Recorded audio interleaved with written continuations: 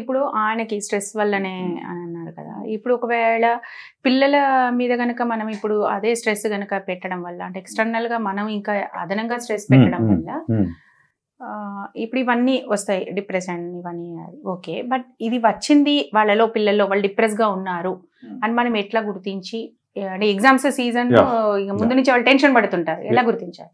Simple logic అండి. దానికి పెద్ద అంటే అఫీషియల్‌గా మనము గుర్తుపట్టాలంటే సైకలాజికల్ డయాగ్నోసిస్ చేయాల్సిందే. అయితే మామూలుగా మనం అర్థం చేసుకోవడానికి వాళ్ళ ప్రవర్తనలో కానీ వాళ్ళ మాటల్లో కానీ సడన్గా కనుక మార్పు కనుక వస్తే నిద్రలో ఆకలి ప్రవర్తన మాటలు వీటిలో సడన్గా కనుక మార్పు కనుక వస్తే ఖచ్చితంగా వాళ్ళకి ఏదో లోపల నడుస్తున్న విషయం అర్థం చేసుకోవాలి. యాంగ్జైటీ ఫీల్ అవ్వచ్చు, డిప్రెషన్ కావచ్చు, ఇంకొకరికి కావచ్చు కూడా. సో సిమ్టమ్స్ మనకు అవుటర్ సిమ్టమ్స్ ఏంటి? వాళ్ళ బిహేవియర్లో మార్పు కనిపిస్తాయి. ఎక్కువ తినొచ్చు, అసలు తినకుండా ఆపేసేయచ్చు, తక్కువ నిద్రపోవచ్చు, లేకుంటే ఎక్సెసివ్ నిద్రపోవచ్చు. ఎక్సెసివ్ నిద్రపోయినా కానీ లేకుంటే ఎవరితో మాట్లాడకుండా రూమ్లోనే పరిమితం అయిపోవచ్చు. ఇటువంటివన్నీ మనం సిమ్టమ్స్ గమనించి రెగ్యులర్ బిహేవియర్ కాకుండా కొంచెం డిఫరెంట్గా ఉన్నప్పుడు పేరెంట్స్ కానీ టీచర్స్ కానీ ఫ్రెండ్స్ కానీ కూర్చోబెట్టుకొని ఏంటి ఏమవుతుంది, how you are feeling, are you okay, how can I help you అని చెప్పేసి కొంచెం మాట్లాడితే పిల్లలు ఓపెన్ అవుతారు. అలా కానప్పుడు పిల్లలు వాళ్ళల్లో వాళ్ళే మదనపడి చివరికి దాన్ని సైకలాజికల్ డిజార్డర్గా మారుతారు. ఓకే. ఇప్పుడు సార్ నాకు ఇంకొకటి, ఇప్పుడు మీ ఎగ్జాంపుల్ ఒకటి చెప్పారు. అంటే మీ ఫాదర్ ఏమన్నారు, ఏమి తిట్టరు అనే ఒక కాన్ఫిడెన్స్ వల్ల మీరు నెగిటివ్గా ఆలోచించలేదేమో అని మాట అన్నారు. ఇంకోటి ఏంటంటే పిల్లలు పేరెంట్స్ నుంచి ఏవైనా విషయాలు తెలుసుకుంటారనేది మనకు తెలిసింది. అంటే ఇప్పుడు మీ ఫాదర్ కూడా అంటే ఆయనకు వచ్చిన ఒక నెగిటివ్ విషయాన్ని ఆయన ఎలా డీల్ చేశారు అనేది చూసి మీరు నేర్చుకొని ఉంటారా? అదే క్రమంలో మనం ఇప్పుడు పేరెంట్స్ ఇప్పుడు పిల్లలు కూడా అంటే పేరెంట్స్ స్ట్రెస్ ఫీల్ అవ్వకుండా వాళ్ళు ఏ విషయాన్ని కూడా అంటే డిప్రెస్గా తీసుకోకుండా అలా ఉంటే ఆటోమేటిక్గా పిల్లలు కూడా అలా ఉండే అవకాశం ఉంది. మా ఫాదర్ ఎక్కడి నుంచి నేర్చుకున్నా నాకు తెలియదు. నేనైతే మా ఫాదర్ నుంచి ఆ తర్వాత నేను చదివిన కొన్ని పుస్తకాల నుంచి నేను నేర్చుకున్నాను. The same thing happen with my son also. Okay, మళ్ళీ అదొక ఎగ్జాంపుల్ చెప్తా. అంటే నేను ఎందుకు చెప్తానంటే నేను how I deal in daily my life. Okay, మావాడు ఇంటర్మీడియట్ తర్వాత లాంగ్ టర్మ్ తీసుకున్నాడు. లాంగ్ టర్మ్కి వెళ్ళాడు. అన్ అకాడమీలో కోచింగ్ తీసుకున్నాడు. ఆన్లైన్, అప్పుడు కరోనా టైం, ఆన్లైన్లో కోచింగ్ నడుస్తుంది. ఒకరోజు నేను హాల్లో కూర్చొని వర్క్ చేసుకుంటున్నాను.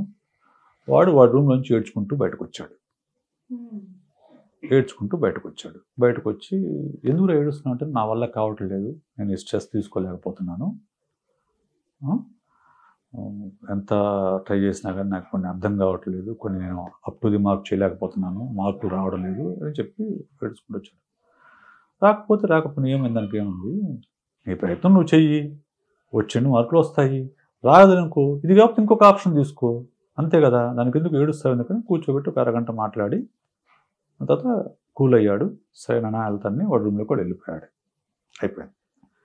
మళ్ళీ ఒక గంట తర్వాత చదువుకున్న తర్వాత మళ్ళీ బయటకు వచ్చాడు.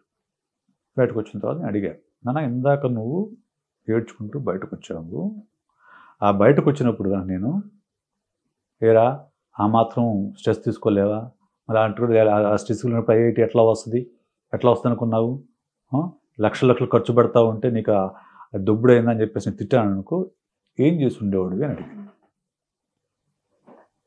నా కష్టం తెలియట్లేదు నీకు, ఇంత కష్టపడుతున్నా నీకోసం, నేను ఇంత కష్టపడి నీకు లక్షల ఫీజు కడతా ఉంటే నువ్వు కనీసం నీ రూమ్లో కూర్చొని ఏసీ పెట్టుకొని చదువుకోలేకపోతున్నావు అని తిట్టాను అనుకో, ఏం చేసి ఉండేవాడు అని అడిగాడు. వాడు క్షణం ఆలోచించి స్టూడెంట్స్ ఎందుకు సూసైడ్ చేసుకుంటారో నాకు ఇప్పుడు అర్థమైంది నాన్న అన్నాడు. Wow, he understood himself.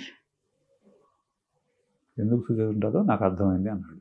అంటే నిజం, ఆ మూమెంట్లో అంత లో మూడ్లో కనుక పిల్లలు బయటకు వచ్చినప్పుడు నువ్వు వాళ్ళని సపోర్ట్ చేయకుండా వాళ్ళని ఈ మాత్రం భరించలేవా, స్ట్రెస్ తట్టుకోలేవా, ఇది చేయలేవా, లేకపోతే ఊరికి ఎట్లా వస్తున్నావు మీరు తిట్టితే ఆటోమేటిక్గా వాళ్ళు they will feel so sad, వాళ్ళ మూడు ఇంకా లోకి వెళ్ళిపోతుంది.